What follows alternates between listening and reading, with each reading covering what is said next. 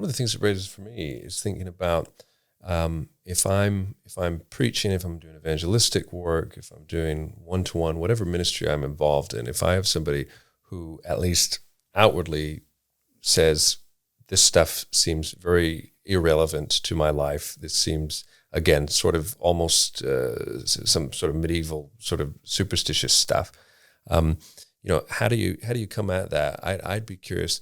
One thought would be, well, I want to sort of then present myself as very much a normal person to whom they can relate, and I want to show how the things that I'm thinking sort of slide right into the life and the culture that and are comfortable with, and actually it's not all that weird at all, and let me show you how.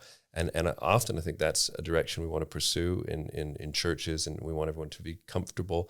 The other direction, though, that sometimes you hear coming are you hear stories about younger people, millennials and things, who find themselves in churches where some of the distinctions and the differences are really emphasized. So sometimes this is when we're hearing about people who find themselves wandering into more liturgical worship, where they're sort of really emphasizing the strangeness and the ways in which the Christian faith is a word from somewhere else. It's not like what you are used to. And I'm wondering do you think there's any place for emphasizing the sort of strangeness of Christianity, and almost to wake people up from their apathy and say, actually, no, something's happening here when these people gather for this thing we call worship that is really a word from without. This is something unlike what you're going to find at IKEA or the shopping center. This is something, strange, different. I don't know. And just thinking about how does the church itself and worship present an opportunity to sort of rouse people out of their apathetic indifference and wake them up a bit. Yeah, that reminded me of something that I spoke with a great guy called Philip Goff with Justin Briley on his Unbelievable program, and he was saying something very similar to, I think, to what you were just suggesting there, Matt, where he will go into cathedrals and into these spaces because they evoke kind of a sense of awe and a sense of other and a sense of just wonder that has just been lost elsewhere. And at these sacred spaces, he recognises them as such, but he'd call himself a believer who doesn't believe. He wants the almost the fruit of that kind of experience, but not the object and the content of the one who provides that.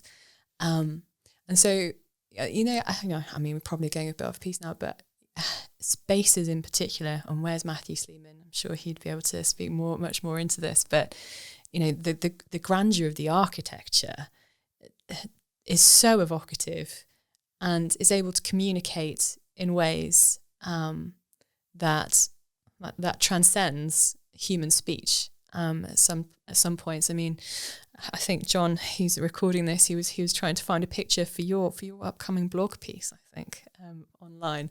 And he found this. I noticed that he was looking at one of the big cathedrals in Vienna. And every year I usually kind of get to go to this cathedral at St. Stephen's, right in the centre of Vienna. And, Mozart was there as a choir boy. And, it's just this incredible kind of stunning architecture. And people come to the services there because of the building. But then the question is, how do you keep people there? So thinking about how do you evoke the otherness, I particularly in worship settings, I guess that isn't so much my own experience. So mine is more kind of thinking about how do we create spaces that excavate and dig up the desirability of the Christian faith, which includes wonder and awe, and in our communication, but not so much in terms of the actual room in which it's taking place. So usually far more drab than this. But so is this right? You kind of think that the ministry of a local church, if it majors on the rational defence of the gospel, it's not that that's a wrong-headed thing. we need to give reasons. There will be people who want to say, tell me the evidence for the resurrection. You're claiming the resurrection. Give me some evidence. And we're not going to say I have nothing to say. But actually, for most, is this what you're saying? For most people, increasingly, that's not why they don't believe. Yeah, absolutely. And for a particular age groups, especially, so very much for kind of baby boomers, the question was, show me the evidence for the resurrection. Show me that this is trustworthy. But downstream of that generation, you have, millennials, Gen Xers, Gen Zers, who aren't asking those questions to begin with. They get to those questions. Okay. But the questions to begin with are, is this relevant to my life? Apathy. Is this desirable? Is this livable? Can I wear this? And then if they've seen that this is desirable, they then ask, well, is it true? And so the ordering has kind of changed in the past, 10 to 15 years. Now, do you think is it an act of faithlessness on behalf of the church to say, okay, if people are asking, is it relevant, I'm going to address that. If they're asking, is it workable, I'm going to present the gospel like that. There might always be perhaps something in some kinds of evangelicalism which have a sense of, if I start on that foot, am I being a little bit unfaithful to the truth? How do you work that one through? Oh, that's such a lovely question. And I guess that would be something that, I that comes up in most of our hearts to some extent when you're thinking there are particular well-trodden ways in which we present the gospel. And if we in some ways kind of deviate from that, then we feel like we're now being unfaithful, as you say. And I guess this isn't actually an undermining of that. It's more of a blossoming of what is already there. And so, one of the things that I've noticed in my own Christian life, and this might be completely wrong, so please correct me, is that we're very quick to talk about propositional statements of truth, but often in the preaching, at least that I've heard, it hasn't quite resounded in my heart in such a way that I think, God loves me. I know He loves sinners, and I know He loves these people, but how is this actually relevant to me in my life? I can intellectually assent to it, and of course it's the power of the Spirit and His work who illumines that to our hearts. But how, the word on fire, how do we preach the word in such a way that hearts are gripped? And so I think thinking about desire, like relevance, those kind of questions of desirability should probably be part and parcel of our preaching anyway. Okay. So this isn't a separation of that. Mm-hmm. It's more just foregrounding it. And well, you're a homiletics guy, Tim. So you have much more to say on this. You just do my job for me, brilliantly. So just keep going. Preach it, sister. Yeah. So I it's more kind of foregrounding those things rather than in some way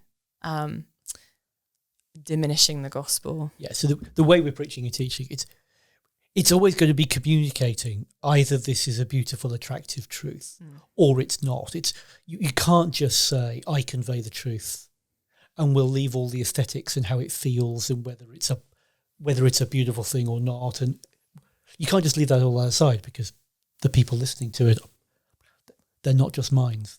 They're whole people. Yes, and even so you're either communicating this truth is beautiful or you're communicating it's kind of not. Yeah. But you're never not addressing that issue. Yeah. And if you aren't communicating it in a way that is beautiful, then there is a question of, are you actually communicating the truth? Okay. Don't you think? What do you think?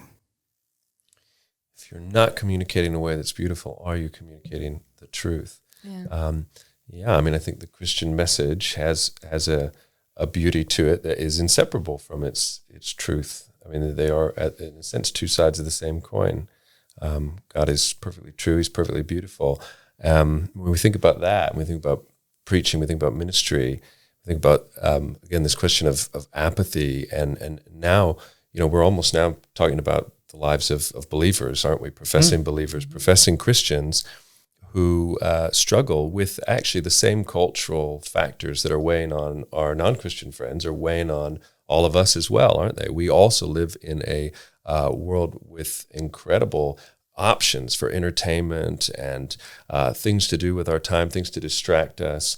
You know, we have these phones in our pockets, obviously, that have this whole world brought right to us. And I think Christians feel that pull as well and feel, okay, you know, is there something here that I can get excited about, and communicating that as opposed to just the sort of more, here's 5 reasons for the resurrection, but here's why the resurrection actually is the most significant event ever that speaks to your deepest longings and this kind of thing. How do you communicate that well? It seems to be just as relevant for Christians as non-Christians.